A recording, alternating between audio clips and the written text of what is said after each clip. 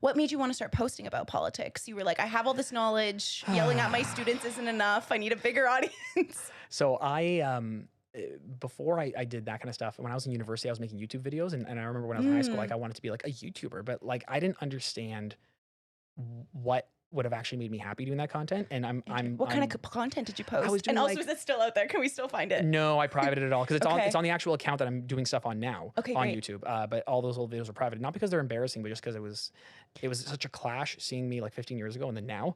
Right. What was the content?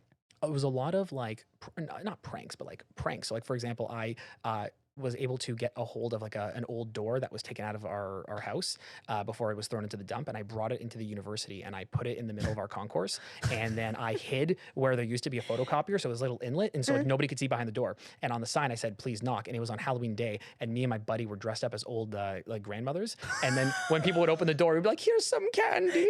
No. And like it was like stuff like that. So when I say pranks, it was like that kind of stuff. Okay. But you knew from that time forward, you were like, I don't know if it's necessarily pranks, but I do like to be on the internet. Yeah, I liked talking and creating content, and the videos where I did the best and the videos that I enjoyed making the most were where I was talking about something that I cared about. Yeah. But I stopped making that content mainly because like it wasn't going anywhere, and I wasn't having as much fun as it because I hate editing. I really hate editing. But then all of a sudden we get TikTok. Right. And on TikTok, I don't even have to edit. Yeah. I just press record. And then when I have a thought, I press record again and I stop. Yeah. Like I literally don't edit my videos. I press, I speak, I press. That's and why like, you get so many out a day. right. And I try to like avoid the millennial pause where you press the button and then start talking. Yeah. Cause like, yeah, I'm a millennial, but like I'm closer to the Gen Z side of it. Okay. I really don't want to like come off as older than I am.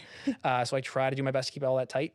And I learned from like the Vlog Brothers, right? Like John and Hank Green. That's where I learned what a video should look like. Yeah. I just picked up one of John Green's books at the library yesterday. Which one? Anthropocene. Oh, Anthropocene Reviewed is amazing. Yeah, It's really good. I read the first like couple. Did you read the one about Diet Dr. Pepper?